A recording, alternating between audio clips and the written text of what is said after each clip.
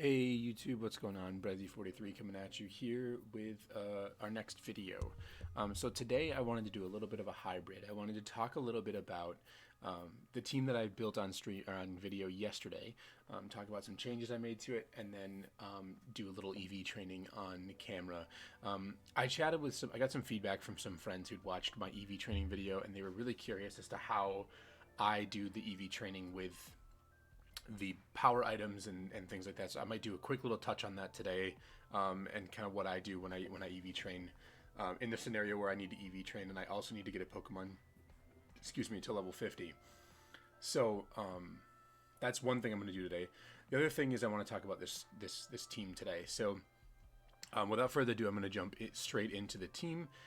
So here in front of you is the team that we built yesterday with some changes. So as you can probably note right away, we've switched Glacier off of this team, and instead are going with Mudsdale.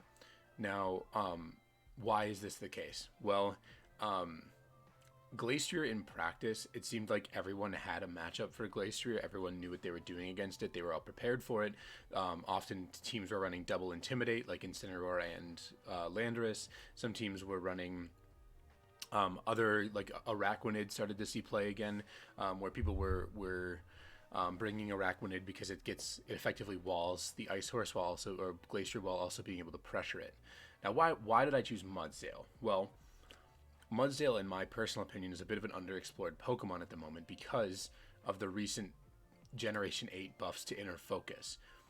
So previously on Mudsdale, you'd run this ability Stamina that says every time this Pokemon gets damaged by a move, give it a defense boost, which is a pretty big deal.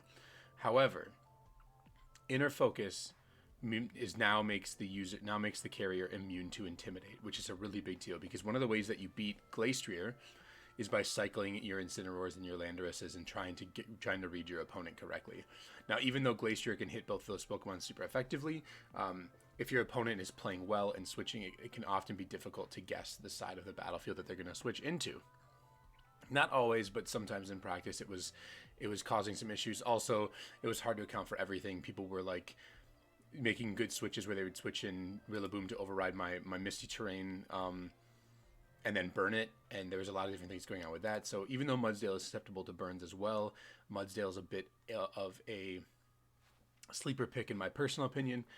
It's unclear to me if I end up wanting Assault Vest or if I want Life Orb.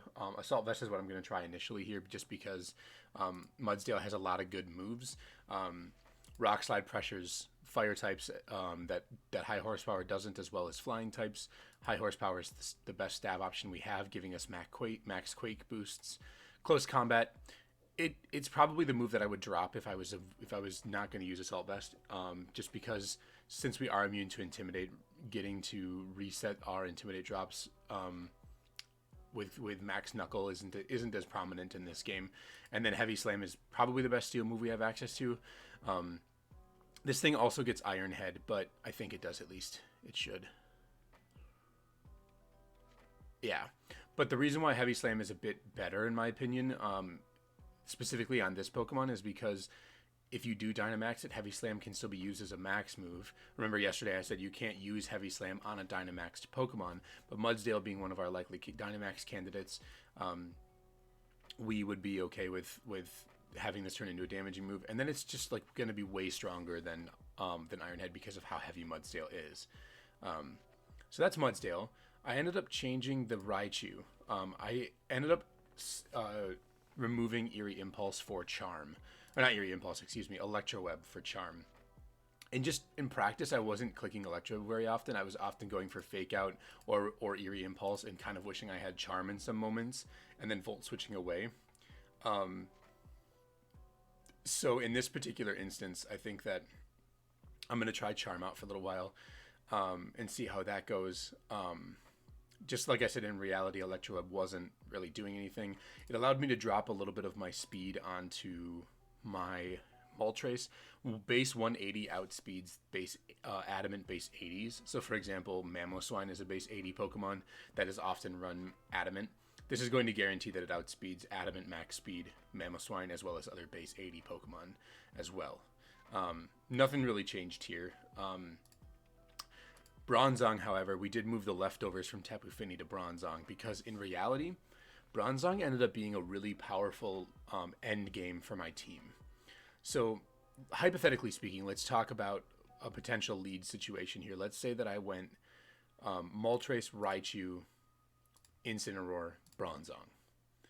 This core allows me to continue to pivoting these two slots out back and forth, and potentially switching in Bronzong if they're targeting me with a ground move, and then going for max airstreams, max darknesses, things like that, while faking out, parting shot, flare blitzing, volt switching, things like that.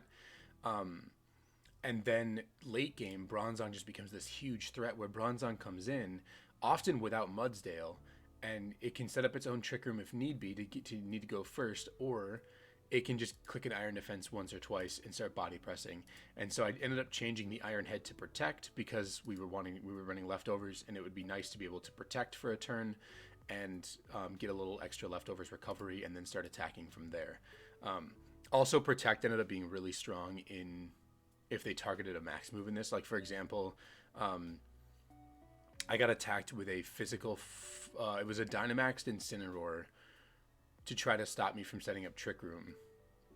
It hit me with a max flare, did a good chunk of damage, and then something else happened, and I was left with like maybe a third HP. Incineroar had set the sun up, and I protected in front of Incineroar, and I must have got a low roll on damage or something because Bronzong lived a max flare through Protect once sun was up, which was pretty impressive in my opinion. So that was the changes there. Incineroar is still the same, Shookaberry, same spread over here. And then Finny, we actually, because we stopped going for Electroweb, we actually dropped speed down to 60, which guarantees that we outspeed base 60 water types like Lapras and things like that. And then the remaining Spadef was dropped and we hit the next bump on our special attack. The reason why this was good is there was some moments against, like, for example, Grimmsnarl can be a really problematic Pokemon, and if we lead Incineroar, Tapu Fini, and we go for a Fake Out and a Moonblast, we have a pretty good chance of knocking it out depending on the spread. So that was my logic there.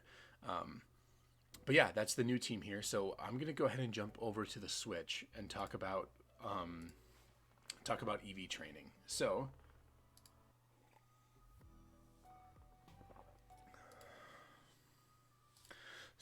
I've been hatching Mudsdales for this new team. I went to a den.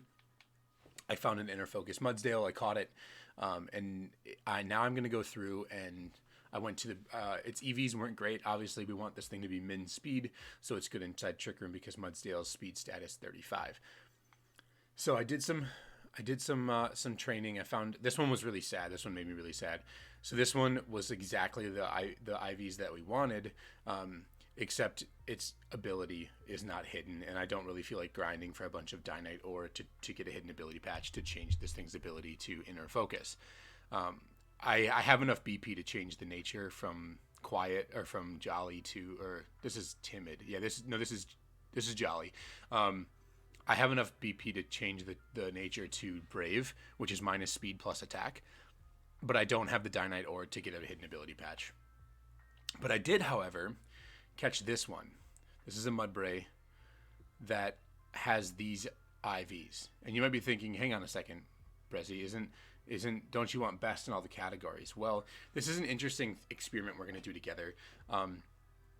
Because at level 50, it takes 2 IV points out of 0 to 31 to actually get you a stat increase.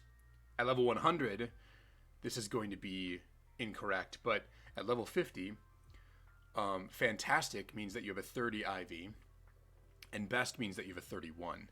So if we take a look, I'm going to jump over to Showdown again real quick. If we take a look at Mudsdale, if we take its defense and we drop it by 1, it still stays 120. So in this particular instance, this shouldn't matter. This defense IV being going back to the Switch, this IV shouldn't matter. This IV should just also yield us an overall stat of 120. So we're going to find out. So what we're going to do, this is what I like to do. I'm over by the daycare here on Route 5. We're going to fly to Hammerlock.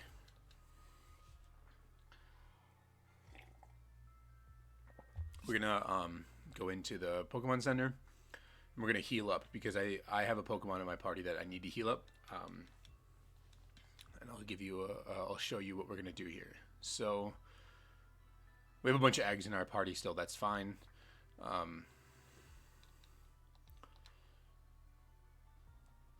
This shouldn't take me too long. Okay, so we're going to go down into the wild area.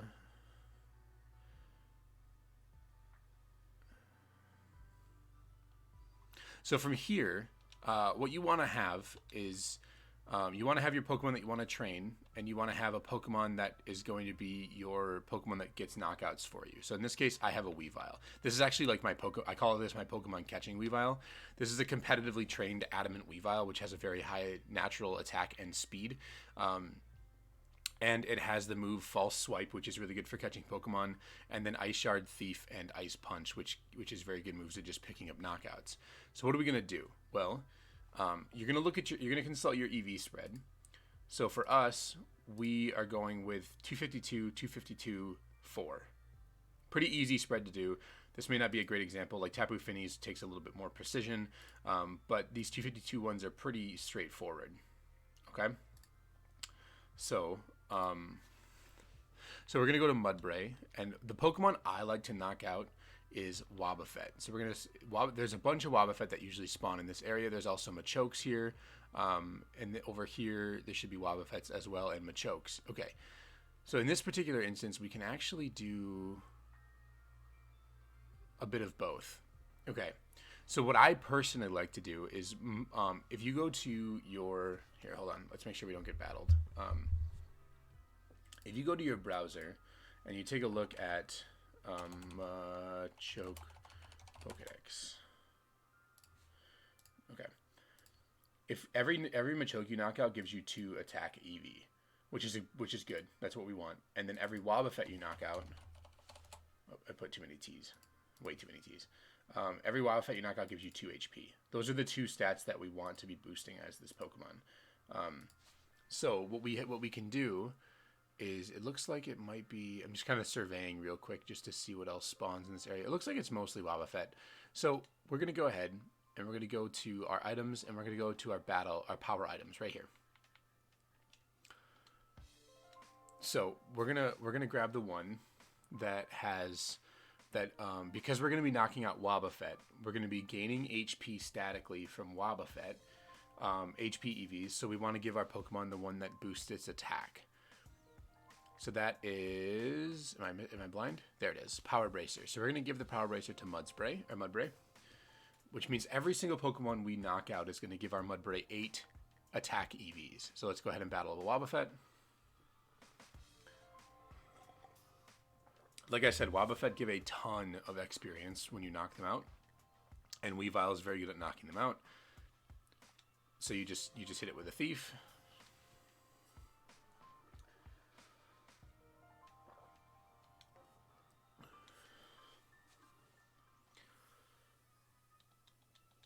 And we already are up to level 17. We got a bunch of stats. We're gonna learn some moves here.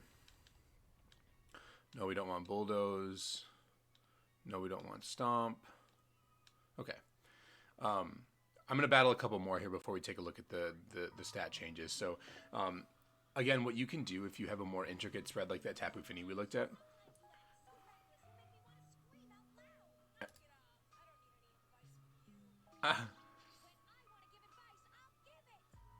Interesting. I'm changing the song. Sorry. Okay. So you can actually do your math in calculations of 8. So if I was gonna EV train Tapu Fini, I would look at its highest, the stat that I want the most EVs in, which in this case is going to be HP. And I would knock out Wobbuffets and boost all the other stats, and then boost HP at the end. We don't want strength. We're good. I'm going to do maybe 1 or 2 more here quick. Oh, we hatched an egg. Sorry about this.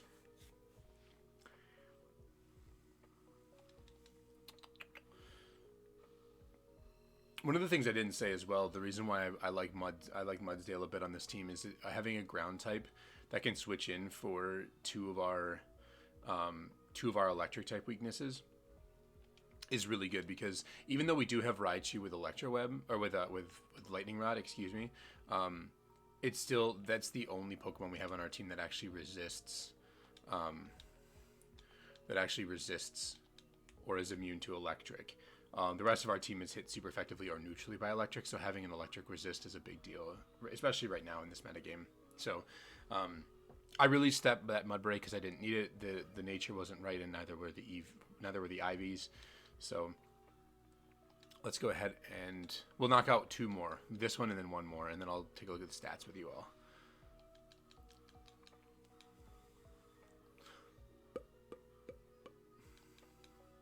Okay.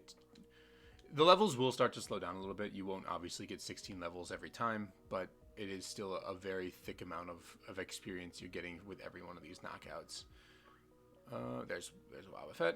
Okay, you could knock out the Machokes in this situation as well, but it's ultimately not really gonna like make too much of a difference. It's just gonna speed up the rate at which you're knocking this out. So right now, every time I knock out one of these Wobbuffets, I'm getting 2 HP EVs and I'm getting 8 attack EVs. But if I were to attack and knock out a Machoke, I'd be getting 10 attack EVs rather than just the 8. So you can do it that way if you want. It's technically faster at leveling 1 stat, but I'm double dipping right now because it's a bit more efficient. It requires fewer knockouts overall.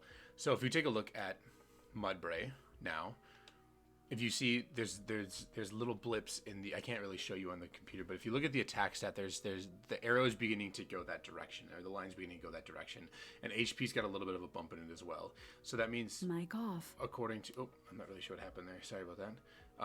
There should be 8 HP EVs in this right now, and there should be 32 attack EVs right now. And so you just kind of keep doing this. This is what I do. I do this while I'm watching Netflix. I do this while I'm chatting with my girlfriend or my friends online or whoever. And it's pretty mindless. It's really easy to do a Pokemon like Mudsdale. It requires very few calculations, very few math. I'm just gonna keep going. Based on my calculation, if I was going to be 100% efficient here, I would have a number in mind of when I would switch I would switch the item. So eventually, in order to be absolutely maximizing my efficiency, I would switch my held item from the attack boosting one to the HP boosting one, and I'd start knocking out Machokes, because there's going to be an even number where you break even with like a specific number of attack or a specific number of knockouts where both your HP and attack hit 252 at the same time. But if you look, 252 divided by 8 is going to be 31 and a half. So there's that half comes from the first 4 EVs to increase the stat by 1, and then from there 248 divided by 8 is 31. So we need to knock out 31 Wobbuffets to get a maximized attack stat, or 32. So in theory, if we were trying to be very specific, we could switch over after about 15 or 16 and start going the other direction. It'd actually be more than that, I think. I'm trying to do the math in my head right now. 20 times 8 is 160. Plus 40. Yeah, I don't actually know how that math works. I usually just do it like this. I do this for a while. It goes pretty quickly. Like I said, it's when you're leveling a Pokemon like this, that's 252, 252, 4. It's pretty mindless. I did this with the Bronzong as well that I have on this save file, the competitive Bronzong. I did it with my old Charizard that I had as a competitive Pokemon. I did for this team. I did it with the Raichu, and the only Pokemon that really have unique spreads are Incineroar, Tapu Fini, and Moltres. But even Incineroar at 140. So Incineroar has max HP, which is easy to get, but 140 divided by 8 requires those 4 EVs of input, and then it's 17. So you can get 17 knockouts pretty easily, but Incineroar is actually a pretty easy Pokemon as well. Oh, we do want this move. High Horsepower is our ground move that we're gonna want. Incineroar is interesting because its stat is really easy to hit with vitamins, right? If you give Incineroar 14 zinc, it will get a perfect. It'll get that 140 SPDEF, which is the ideal number that you want. So I don't want to do this for too much longer, just because I don't want to bore you all. But this is what I'm going to be doing for a little while before I do some testing with the team, because I want to get Mudsdale on this team. I think Mudsdale's a very good pick for this team, and we'll definitely give it a try and see.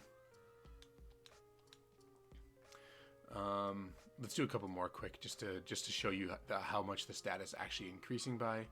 Wobbuffet, where are you? Like I said, I could be knocking out those Machoke if I want to. There we go. Which is eventually something that I will likely be doing, but at the moment I'm just kind of knocking out Wobbuffet because of for efficiency purposes and whatnot.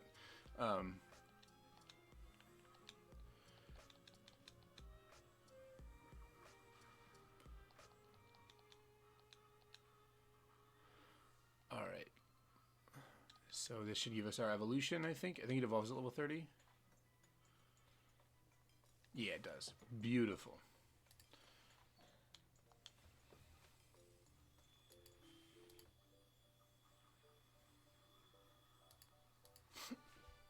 There it is.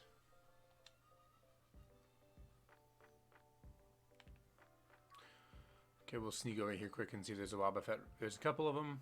We'll knock out these two, and then I'll show you the stats and how they've changed. But the logic behind this team is that, like, Bronzong can still be a good Pokemon to bring in the back and go for iron defenses and then body presses as a late game option once Dynamaxes are all over. Because with all my damage mitigation on Raichu and Incineroar, and then having naturally bulky Pokemon in general, I have a pretty good matchup against a lot of like the offensive, like the hyper offensive things, just because I have good types. I have good type synergies, so I can often stall out Dynamax with a few Pokemon. Maybe make hard reads where I switch in Bronzong to Landorus Earthquake or something. And then from there, Bronzong becomes such a huge threat if it can get up on Iron Defense and just start knocking things out. Also, there's some really nice synergy between Mudsdale and Bronzong because they Bronzong benefits a lot from the max Quake boosts that Mudsdale can provide, which is a big deal. And we didn't really. It's okay for our Mudsdale to be slightly weak to the opposing Glastrier because we have Bronzong to deal with Glastrier. So let's take a look at this Mudsdale. So as you look now, there's a huge jump in the attack and there's a decent jump in the HP. So eventually, I'm just going to keep going with this. I'm going to keep knocking out Wobbuffet. Maybe switch to Machoke after a little while. Give this thing some Dynamax candy, and then I'm also going to, since I don't have a nature on this thing yet, I can actually do that right now. Let me see if I have one. This will be the last thing I do for this video, just so that way, because I know that this can get a little bit monotonous. I don't want to bore you all with EV training. Mint, I think it's up here. Yeah. Do we have Brave? We do. So Brave is a attack boost minus speed, plus attack minus speed nature, which is perfect for what we want. We want our Mudsdale to be as slow as possible, so it underspeeds a lot of other things in Trick Room. So we'll go ahead and give this Brave Mint to the Mudsdale. Are you sure you want to do this? Yes, I'm sure. The stats changed. And now let's have a look and see. There it is. Minus speed plus attack. So we're going to keep going. We're going to keep knocking things out. And we're going to also test my hypothesis here that this defense IV shouldn't matter according to all of our math. The math never lies. So we're going to go ahead and do that. And then I'll be back for another video later on where we'll do some laddering with this team. Thanks so much for watching, everybody. I really hope that this was informative for you. I hope that I better cleared up some of my some of the confusion there was around what I actually do to EV train. That's my process for actually EV training Pokemon from level 1 that I need to get to level 50. Now there's some examples of Pokemon that I have in my, like, I'll jump back real quick. I think my Escavalier is a really good example of this. I have a competitive. I didn't know I had a Garchomp. Interesting. Sorry, I got distracted there for a second. I have an Escavalier here.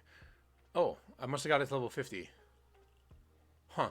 I know that there's certain Pokemon like Escavalier and Arcanine and different things that evolve through different means, that evolve through trading and evolve um, through specific items. That actually don't need to be level 50. But if they learn a certain move at level 50, then they sorry about the notifications there. If they learn a certain move at level 50, or they need to level up to get to an evolution, this is a decent way to do it if you've got extra time. If you don't have extra time and you've got those extra resources, just throw some experience candy on these things, throw some vitamins on them, and you'll be good to go. It's definitely much faster to do it that way, but this way, I don't mind just sitting here. I've got some time usually during the day before I work to just sit here and knock out Pokemon and watch something on Netflix, or, whatever I'm doing at the time. So yeah, thanks so much for watching, everybody. Definitely leave a comment in the comment section if you've got any feedback.